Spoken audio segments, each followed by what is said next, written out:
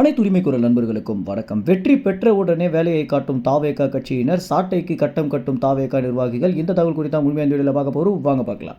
2026 சட்டமன்ற தேர்தல் முடிவுகள் பார்த்தீங்கன்னா பல பேரை ஒரு பெரிய அதிருப்திக்குள்ளாக்கி இருக்கு அப்படின்றதுல எந்தவித மாற்று கருத்துமே இல்லை அப்படின்னு தான் சொல்லணும். நடிகன் அரசியல் கட்சி ஆரம்பிக்க வேண்டாம்னு சொல்லல, ஆனால் அரசியல் புரிந்திருக்கணும் அப்படின்றது தான் பெரும்பாலான மக்கள் முழக்கமிட்ட ஒரு தகவலாக இருக்கு. அது மட்டும் இல்லாமல் இன்னொரு பக்கம் நாம் தமிழ் கட்சியுடைய உச்சகட்ட எதிர்ப்பு என்னவாக இருந்துச்சு அப்படின்னா, விஜய் நடிகனாக இருந்த அரசியலுக்கு வரதுல எங்களுக்கு எந்தவித ஆட்சேபனையும் இல்லை, ஆனா மக்களுக்காக அவர் என்ன விஷயம் பண்ணிருக்காரு அப்படின்னும், மக்களுக்கு ஒரு பிரச்சனை அப்படின்னா எந்த இடத்துல வந்து குரல் கொடுத்திருக்காரு அப்படின்ற ஒரு விஷயம் மட்டும் எங்களுக்கு சொல்லுங்க அப்படின்னு பல நாட்களாக கேள்வி எழுப்பிட்டு வந்துட்டு இருக்காங்க. இதற்கு பெருவாரியான மக்கள் என்ன சொல்லியிருந்தாங்க அப்படின்னா, அவர் இப்பதானே உள்ள வராரு அப்படின்னும், நீங்க திமுகவை எதிர்க்காம எதனால தாவேகாவை எதிர்க்கிறீங்க அப்படின்ற ஒரு கேள்வியை கேட்டு நாம் தமிழ் கட்சியை கடுமையாக விமர்சனம் பண்ணிட்டு இருந்தாங்க. இப்படி இருக்கும் வேளையில இன்றைய தினம் வந்திருக்கக்கூடிய தேர்தல் முடிவுகள் பார்த்தீங்கன்னா ஒருவருமே எதிர்பார்த்திருக்க மாட்டாங்க அப்படின்னே சொல்லலாம். குறிப்பாக தாவேகா நிர்வாகிகள் கூட வெற்றி பெறுவோம் அப்படின்னு நிச்சயமாக நினைத்து பார்த்திருக்க மாட்டாங்க. ஏன்னா விஜய் ஒரு எதிர்க்கட்சியாக உட்கார்ந்துட்டா போதும் அப்படின்னும், ஒரு மூன்றாவது பெரிய கட்சியாக வந்துட்டா போதும் அப்படின்னு சொல்லிட்டு இருந்த வேளையில ஆளுங்கட்சியாகவே மாறி இருந்தது அப்படின்றது அவங்களுக்கு தலகால் புரிய வைக்கல அப்படின்னே சொல்லலாம். இன்னொரு பக்கம் நாம் தமிழ் கட்சியை கடுமையாக தாக்கியே தீரணும் அப்படின்ற முடிவில் தாவேகாவினர் இருக்காங்க அப்படின்றத அவங்களுடைய ட்விட்டர் வாயிலாக காட்டிட்டு வந்துட்டு இருக்காங்க. தன்னுடைய எக்ஸ் தளம் முழுக்க பார்த்தீங்கன்னா சாட்டை துரைமுருகனை அடக்கி ஒடுக்கணும் அப்படின்னும், சாட்டை துரைமுருகனை கொரில்லா செல்ல போடணும் அப்படின்னும், இன்னொரு பக்கம் சாட்டை துரைமுருகனுடைய வலையொலியை கூட முடக்கணும் அப்படின்னு தாவேகாவினர் பார்த்தீங்கன்னா அவங்களுடைய தலைவரான விஜய் அவர்களுக்கு கோரிக்கைகளாக வச்சுட்டு வந்துட்டு இருக்காங்க. ட்விட்டர் பதிவுகளாக போட்டுட்டு வந்துட்டு இருக்காங்க.